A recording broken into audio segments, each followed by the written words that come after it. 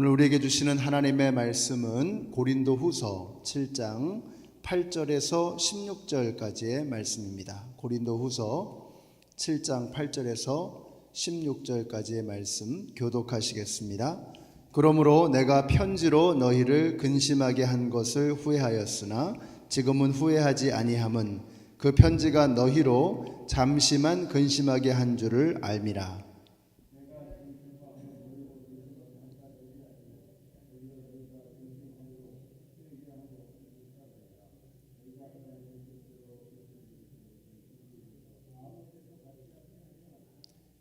하나님의 뜻대로 하는 근심은 후회할 것이 없는 근심의 구원에 이르게 하는 회개를 이루는 것이요 세상 근심은 사망을 이루는 것이니라.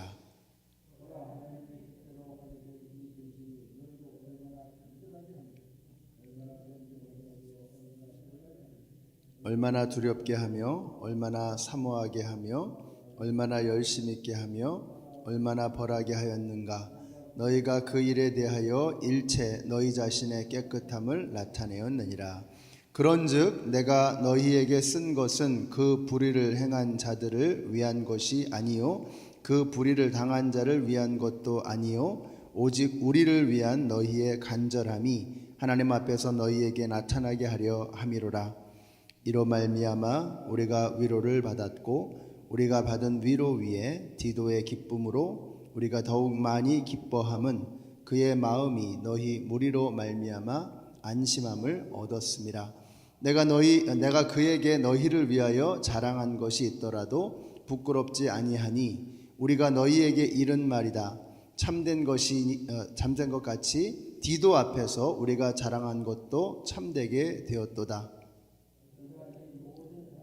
두려움과 떨므로 자기를 영접하여 순종한 것을 생각하고 너희를 향하여 그의 심정이 더욱 깊었으니 함께 읽습니다.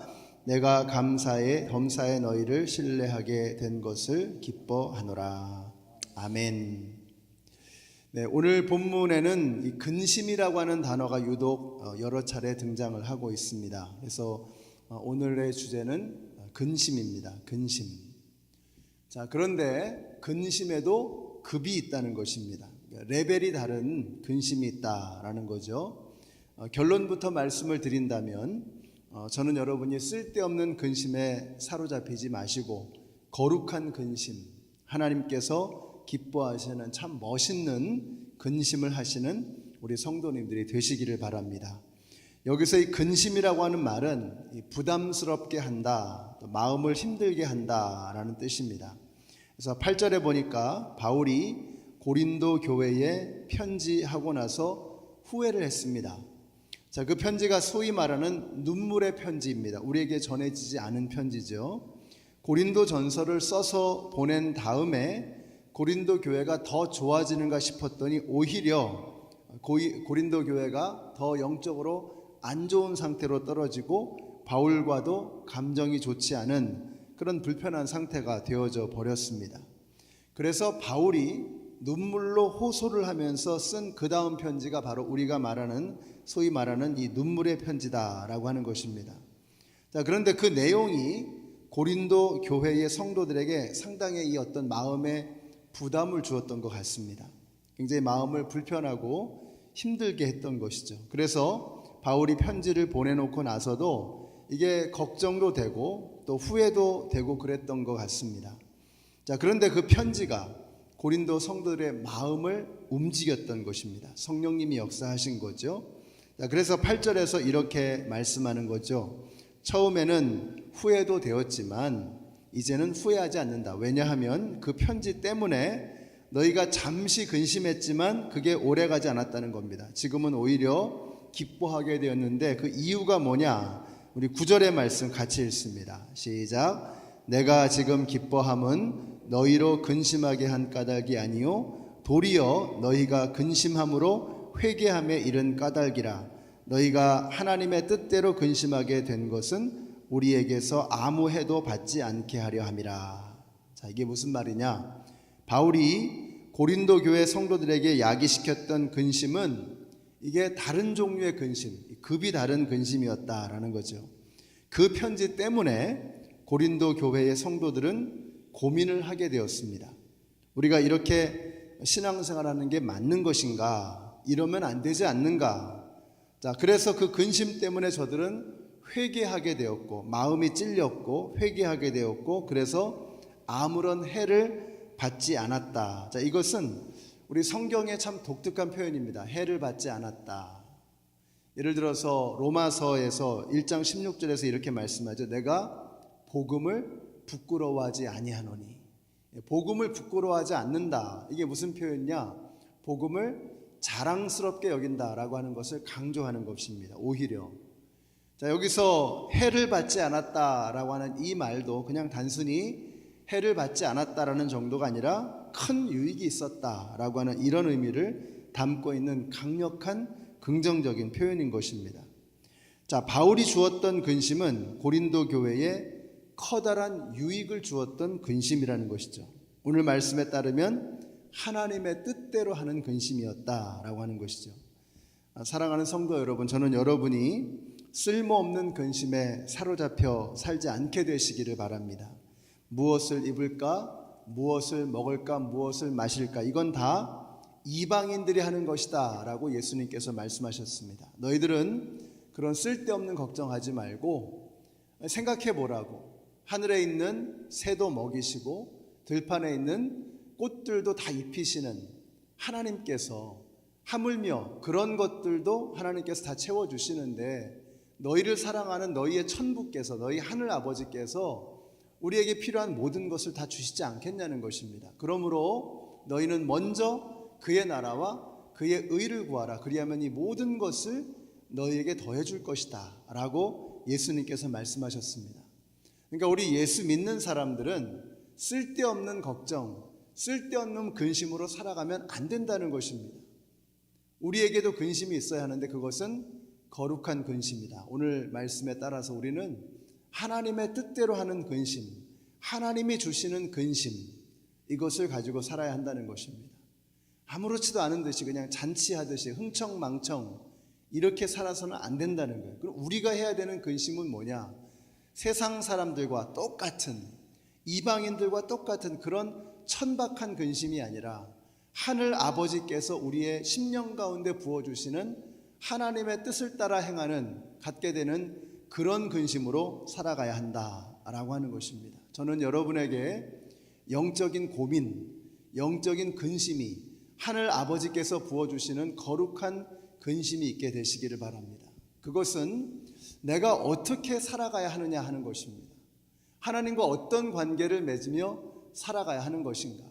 우리 인간은 하나님과 어떤 관계 속에서 살아가야 하는 것인가? 지난 주일의 말씀처럼 생각한다면 하나님께서 우리의 삶의 한복판에 선악과를 세우시고 예수 그리스도를 중심으로 하나님 아버지와 관계 맺으며 살아가기를 원하시는데, 하나님은 천지를 지으신 창조주 하나님이시고 우리는 그의 피조물에 지나지 않는 그런 존재라고 하는 것을 우리가 항상 마음속에 새기며 예수 그리스도를 중심으로 모시고 살아가기를 원하는데, 우리는 우리의 삶의 중심을 과연 예수 그리스도로 모시고 살아가고 있느냐 하는 것입니다.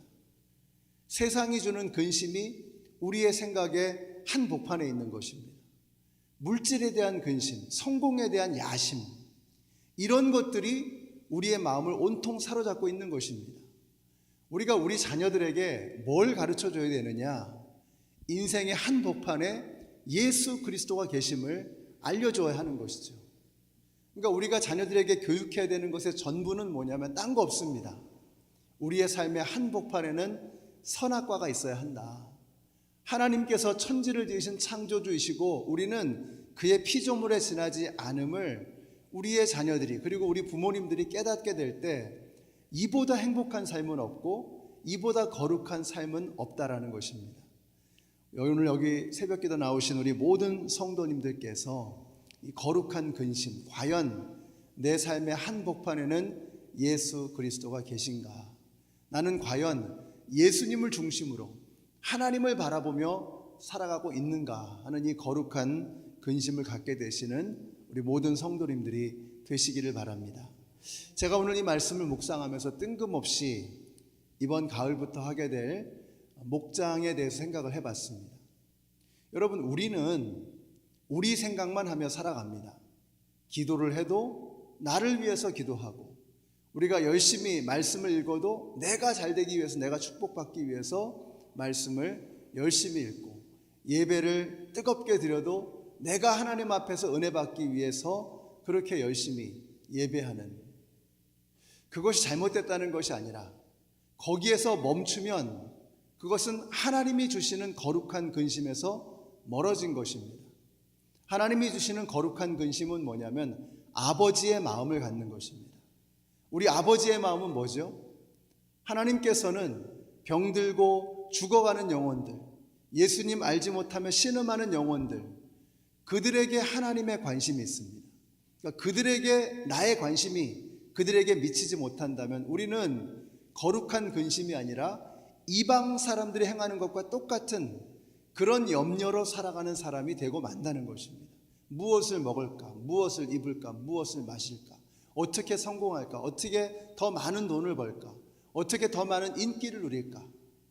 이것은 세상 사람들과 이방인들과 다르지 않다는 것입니다. 똑같다는 거예요. 하늘 아버지께서 당신의 자녀들이 갖기를 원하는 거룩한 근심은 그런 게 아니라는 것입니다. 은혜가 임하고 은혜가 흘러가는 교회가 되어야 합니다. 하나님께서 여러분에게 부어주시는 그 사랑과 그 은혜와 그 풍성함이 나에게만 머물러 있어서는 곤란하다는 거예요. 나를 통해서 세상으로 흘러가야죠. 우리 교회만 잘 되는 거 가지고는 소용없다는 것입니다. 그것은 이방 사람들도 하는 거예요. 저 모스크에서도 이슬람 사람들도 하는 것입니다. 불교에서도 하는 것입니다. 하늘 아버지께서 우리에게 원하시는 거룩한 근심은 그 정도가 아니다.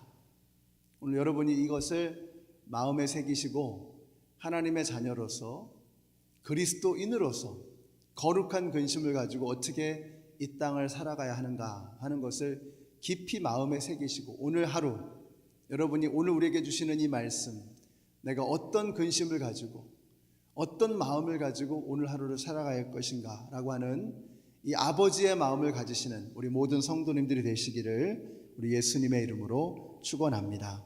우리 같이 기도하겠습니다.